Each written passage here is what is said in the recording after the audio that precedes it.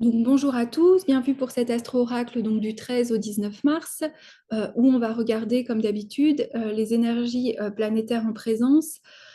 Et comme il y a de nombreux aspects, c'est-à-dire de nombreux dialogues entre les planètes, on va regarder vraiment ce que ces paires archétypales viennent nous dire, et on va procéder, on a le regarder l'ombre et puis la lumière.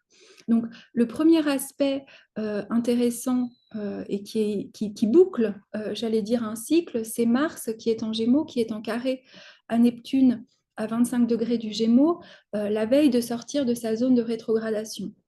Il faut savoir que c'est un carré qui a été actif déjà le 19 novembre et le 12 octobre. Donc, si vous voulez vous rappeler un petit peu ce qui se passait à ce moment-là, il y a peut-être un dénouement. Alors, Mercure qui dialogue avec Neptune en carré, un carré est un aspect de Mars pour la tradition hellénistique, donc c'est un aspect de tension, c'est un aspect de friction. C'est comme quelque part si vous avez le guerrier qui est toujours en soif d'un but, en Gémeaux qui est mu aussi par la raison, qui cherche à comprendre ses actions, qui vient rencontrer Neptune. Et Neptune, c'est le principe de dissolution. Mais si on reprend les archétypes masculins de la trilogie, enfin la quadrilogie de Ginette Paris, moi j'associerais Neptune au lover, à l'amant. L'ombre de l'amant, c'est l'addict et c'est le don Juan. Donc, il y a quelque chose, l'ombre de cet aspect, c'est la toxicité, c'est l'action toxique, c'est le flou, ce sont les mots aussi qui sont posés pour générer du mouvement, mais qui nous entourloupent, on pourrait dire. C'est aussi des irritations, des choses, des orientations qui ne sont pas guidées par les bonnes intentions. Mars en nous, c'est normalement le guerrier ou le chevalier servant de notre soleil, de notre conscience solaire, qui va se mettre en acte pour un but. L'ombre de Mars, souvent, c'est d'être intéressé. C'est-à-dire qu'il va être intéressé, il va défendre son territoire, ou il va être aussi beaucoup dans la réactivité. Quand il dialogue avec Neptune, il y a cette sensation que l'action est bloquée parce qu'elle est floutée. Il y a ce flou, il y a cette perte de sens, il y a cette sensation qu'on n'a pas de repère. Euh, un Mars en Gémeaux, alors, déjà, il est actuellement dans le domaine d'un Mercure en Poisson. On verra aussi quelque chose qui est important, c'est qu'il y a cette conjonction Soleil-Neptune le lendemain, Soleil-Mercure, donc qui font leur quasimi. Donc, il y a vraiment une énergie de dissolution de ce qu'on pense.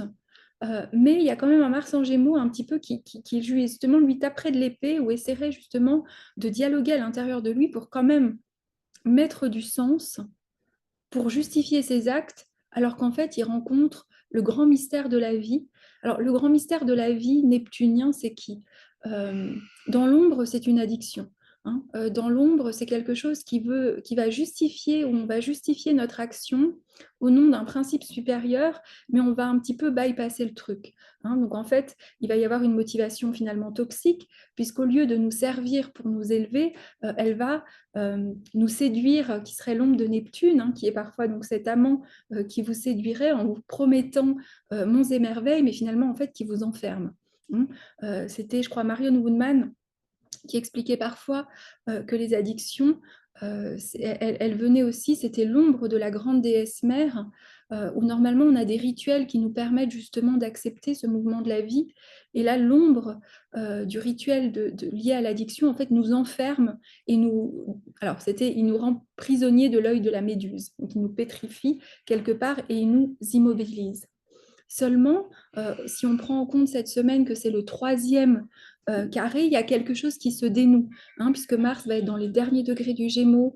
Il nous a embêtés, en tout cas je ne sais pas s'il nous a embêtés, mais en tout cas, il nous a plongé dans une forme de dualité depuis le mois d'août, accentuée pendant sa rétrogradation en octobre.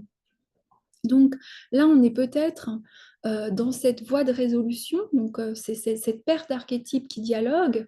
Moi, je trouve que la beauté, parce que le carré, tout le monde me dit oui, c'est négatif, oui, mais c'est très dynamique. Donc c'est aussi la possibilité de résoudre quelque chose. Et comment on résout quelque chose avec Mars en Neptune Mars carré Neptune, c'est parce qu'on s'en remet avec quelque chose de plus grand. On est vraiment dans, j'allais dire, et je lisais ça dans un livre sur les archétypes planétaires, il disait la vertu taoïste du Wu Wei, je ne sais pas si je prononce bien, qui est la quiétude créative. Et je trouve qu'il y a quelque chose de beau quand Mars dialogue avec Neptune, qui est je ne peux qu'agir si je m'en remets à quelque chose de plus grand. C'est-à-dire que tout le baratin que je peux me raconter avec Mars en Gémeaux pour justifier mes actes, avec Neptune, on reste sans mots, on s'ouvre quelque part dans le silence et on se dit, vous voyez, ils sont d'accord, si je n'entends pas à l'intérieur cette voix qui me guide, je ne peux pas me mettre en mouvement. Donc la beauté finalement du dialogue qu'on vient d'avoir depuis plusieurs mois, je trouve, c'est vraiment d'oser ce dialogue créatif, c'est vraiment de sentir qu'il peut y avoir une fluidité. Et c'est aussi le chemin, quelque part, du moindre effort. C'est comment, là où je crois, par exemple, que je dois combattre et je tiens, et un Mars, il justifie qu'il doit agir, et puis un Mars en Gémeaux, en plus, il peut brasser beaucoup d'air. Hein. Mais là, c'est vraiment accepter que si j'écoute quelque chose de plus grand que moi, je vais agir au moment où c'est juste. Hein. Donc, je pense qu'on en est là. Et en plus, le lendemain, on a vraiment le Soleil aussi qui va être en carré à Mars, Mercure qui dialogue avec Neptune. Donc, je vous mettrai la liste, mais c'est comme si d'un côté, on a vraiment la conscience solaire. Vous savez, je vous avais dit, quand elle rencontre Mercure dans le Cassini, la tradition hellénistique, hein, Démétre nous disait, ils sont dans la chambre initiatique. Donc, Mercure n'aime pas d'habitude être en poisson. Pourquoi? Parce que Mercure régit le Gémeaux, donc vous voyez le lien à Mars, parce qu'il justifie ses pensées par un ordre logique. Dans le poisson, on est dans le monde du mystère, on est dans le monde de la dissolution, on est sous l'eau, on a la tête sous l'eau. Par contre, c'est là aussi où dans cette chambre initiatique, on a accès à une voix ou à une présence intérieure ou à une vérité qui nous dépasse, qui dépasse l'entendement. Hein. Par contre, on va avoir besoin, hein, on a besoin du Gémeaux toujours, parce que le Gémeaux, ça va être le poète en nous, ça va être celui qui, malgré cette sensation de vide ou cette difficulté intérieure, va réussir quand même à articuler quelque chose. Donc, c'est comme s'il y a une semaine où quelque chose se dissout. Hein. Il y a vraiment cette dissolution et cette sensation de flottement. Vous savez, comme si il y a la vague qui est là, il y a quelque chose qui se calme, il y a quelque chose de l'ordre de l'océan, il y a quelque chose de l'ordre du flot, il y a quelque chose aussi de l'attachement, du non-attachement justement au résultat ou au faire.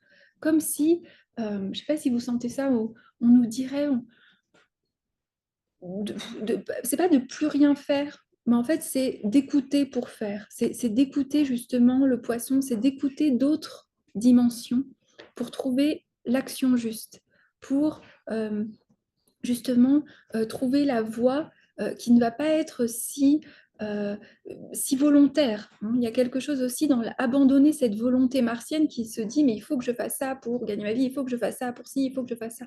Là, Neptune, il lui dit contemple, mais c'est depuis cette contemplation, c'est pour ça que j'aime beaucoup cette créative quiétude, c'est-à-dire depuis ce calme océanique que tu te mets en mouvement et que tu vas en fait créer.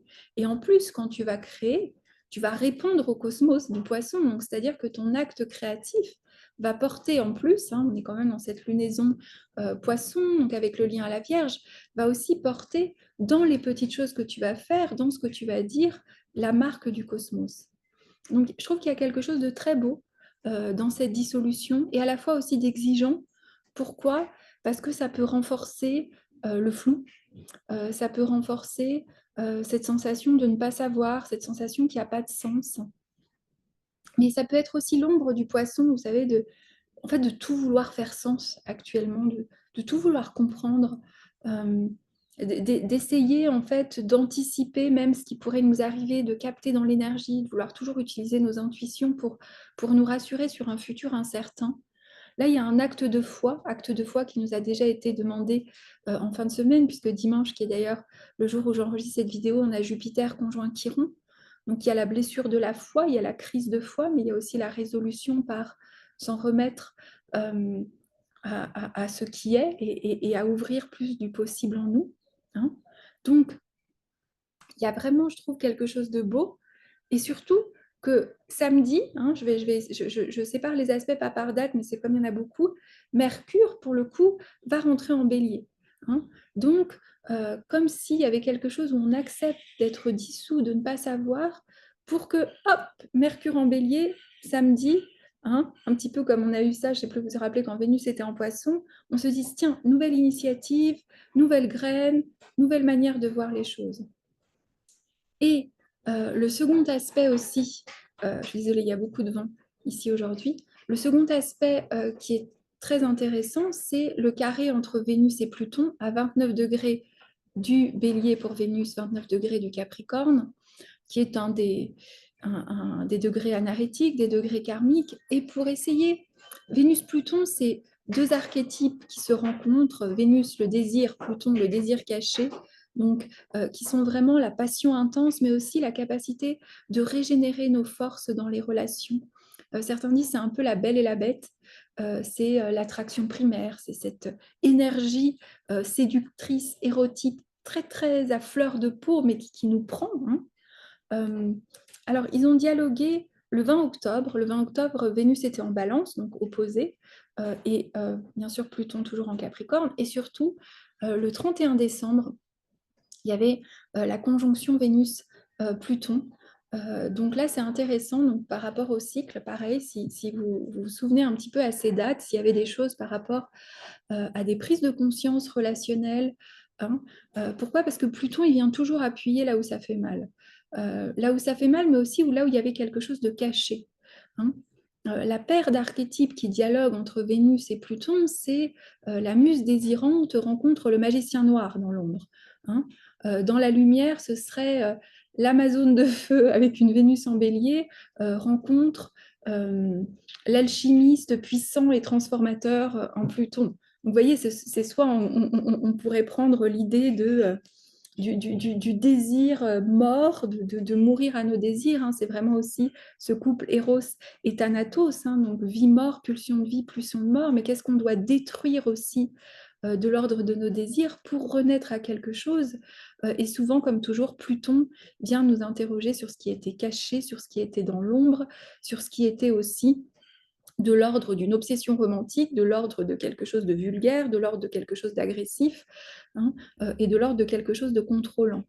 Par contre, dans la lumière, c'est vraiment une force très très forte, je trouve, qui nous prend et qui nous donne envie justement de vivre. Alors d'un côté, on voit bien que notre monde mental et notre monde de l'action, il y a une sorte de dissolution, et à la fois dans cette puissance érotique de libido avec Vénus-Pluton, on est réveillé dans quelque chose de bien plus primal, et à la fois avec le carré de Pluton, on est obligé d'aller, vous savez, de crever le pub, hein, j'aime pas trop, mais c'était, je crois, Stéphane Arroyo, qui est un astrologue humaniste, qui avait, je m'étais toujours demandé d'où me venait cette métaphore pas très belle avec Pluton du furoncle, et en fait c'était de lui, puisque il y a quelque chose qui appuie pour sortir et pour renaître, donc il y a une force aussi de régénération du désir, mais comme si ensuite, pour préparer l'entrée d'une Vénus en taureau dans la nuit de jeudi à vendredi, hein, c'est vers minuit en France, pour préparer vraiment cette Vénus en taureau qui va faire dès le lendemain, ou dès les heures qui suivent, un sextile à Saturne en poisson, comme pour se dire, mais en plus, je vais vraiment peut-être dépoussiérer ce qui de l'ordre de je voulais dire de mon désir érotique vient de mes attachements, vient d'une vouloir de contrôler, vient de quelque chose de la possession, pour profiter de cette Vénus en taureau qui est un petit peu la muse d'essence et qui va, en plus je trouve, il y a un beau sextile avec Saturne en poisson qui vient nous rappeler qu'il y a une dimension aussi très sacrée du désir, hein, je vous le dis souvent, de retrouver notre étoile, de se les traverser par être en vie, être en joie. Et je trouve qu'il y a quelque chose en plus avec ce sextile à Saturne qui commence l'entrée de Vénus en taureau, qui vous dit en plus je l'assume, je l'assume avec autorité, j'assume autorité Vénus en taureau de regarder la beauté des choses, mais de remettre Aphrodite au sens de nos vies, mais pas une Aphrodite qui serait prisonnière, j'allais dire, de l'image qu'elle a d'elle-même, on l'a vu ça avec Vénus en bélier, qui serait prisonnière de désirs cachés ou de vouloir se comparer. Nous, on l'a vraiment Aphrodite dans le sens de qu'est-ce qui est beau, mais qu'est-ce qui est touché par la grâce, qui n'a rien à voir avec l'esthétique, qui est vraiment cette expérience transcendante hein, au sextile de Saturne en Poisson, qui remet de la joie dans nos vies, qui nous fait nous sentir vivants, hein. Je trouve que c'est beau, il y a à la fois quelque chose qui nous dissout avec Mars en Gémeaux, là où on voudrait s'affairer à essayer de faire une stratégie, à essayer de vendre, à essayer d'être quelqu'un, à essayer de faire. Il y a la dissolution neptunienne qui dit de toute façon tout est fou, ou les trucs marchent pas, ou on s'en fiche, il y a quelque chose d'autre, il y a du brouillard. J'accepte cette dissolution, j'accepte d'être dans l'océan. Et à la fois, on n'est pas complètement perdu dans l'océan, on a aussi ce réveil vraiment de cette force de vie, de célébrer cette vie en fait, avec la grâce, la beauté, l'essence. Et Vénus en taureau, elle nous met aussi en connexion. Moi j'aime bien dire que l'initiation du taureau dans son plus haut degré, c'est d'être une gardienne des élémentaux, du feu, de l'air. C'est pas que la terre, le taureau, c'est vraiment toutes les forces élémentales. C'est comment euh, vraiment le vent va dialoguer avec vous, comment la nature dialogue avec vous, comment il y a cette conscience de tout ce qui nous entoure. Hein. Et Saturne peut nous dire, et en plus il y a un cadeau dans la maîtrise de ta sensualité, mais t'autoriser aussi à sentir. Hein. Donc voilà, écoutez, j'y suis arrivée, je me disais, oh là là, c'était beaucoup d'aspects. Donc je vous les remets dessous. Voilà, donc je reste disponible comme toujours pour les séances, pour les anniversaires du poisson, pour les anniversaires du bélier. N'hésitez pas à me contacter. Et je pense que je vais préparer, on est quand? Je suis complètement perdue. Pourtant, ah bah si, j'ai mon calendrier du 13 au 14 mai. Je pense que pour le mois de fin avril, début mai, j'aimerais beaucoup vous partager des ateliers sur le langage des planètes. Quelque chose que j'adore faire, c'est essayer de comprendre les symptômes d'Uranus en transit dans l'ombre et la lumière, sur ces archétypes planétaires, surtout sur les grandes planètes transpersonnelles. Donc voilà ce que je suis en train de vous préparer. Donc la semaine prochaine, j'ai trouvé une maison plus calme, donc on verra quel sera le décor. J'espère qu'il y aura autant d'oiseaux. En tout cas, je ne serai pas loin du volcan. Donc, je vous souhaite à tous une très belle semaine et je vous remercie encore de vos soutiens, de vos commentaires. Peut-être un petit mot, vous avez peut-être remarqué, j'ai changé au début, quand j'ai commencé l'astrologie, je crois que j'avais mon premier blog en 2012, en 2011, j'avais appelé ça Étoile du matin, donc, qui est de Vénus. Puis je ne sais pas pourquoi, sur des suggestions de personnes, j'avais personnalisé et je suis revenue à l'étoile du matin Vénus. Donc voilà, pour la petite histoire que vous trouverez aussi sur Insta. Et je vous remercie à tous de vos partages et je vous souhaite une très belle semaine.